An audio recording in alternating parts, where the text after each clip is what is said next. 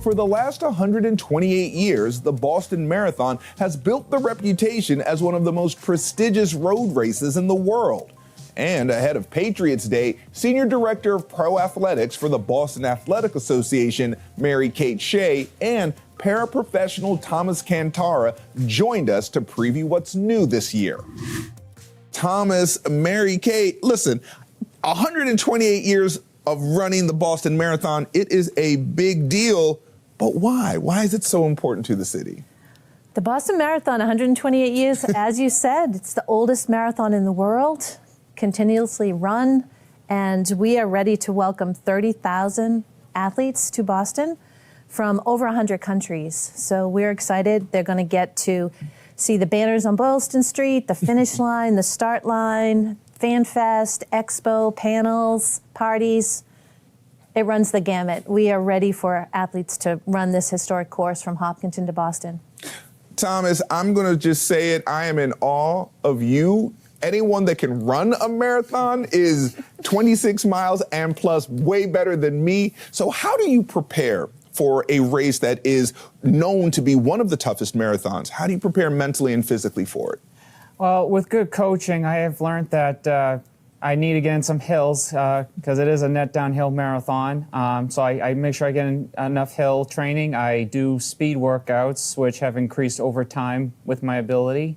So it's just getting in those tempo workouts, that hill training, and just mixing in some moderate jogs in between just to stay loose for the other races I do. How do you practice the course? How many times have you been on it? Actually, the only time I've been on is just running it, as in racing it. I don't usually go on the course to tour it by foot. I know some people have, but after running it 5 times, I'm still pretty familiar with where the hills are and what to be careful for. I just know that the first 10K is the biggest advice I give, is just take it easy on that first 10K, just settle into a nice, easy groove pace and take it away from there.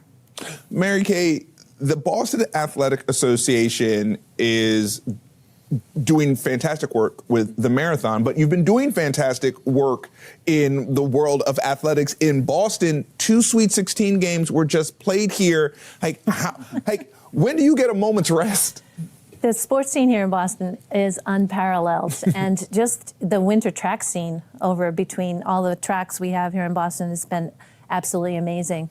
But we are so excited to be a leader in this sport, a world leader in this sport. For example, this year we've improved our para-athletics divisions from 5 to 7. Thomas is part of that. He will be with the intellectual impairment category, and he is sure to podium. We're super excited. He's run like a 2:38. What's that pace? 6:03. 6:03 pace for 26 miles. Absolutely amazing. But we're the only marathon in the world to offer prize categories for the para division.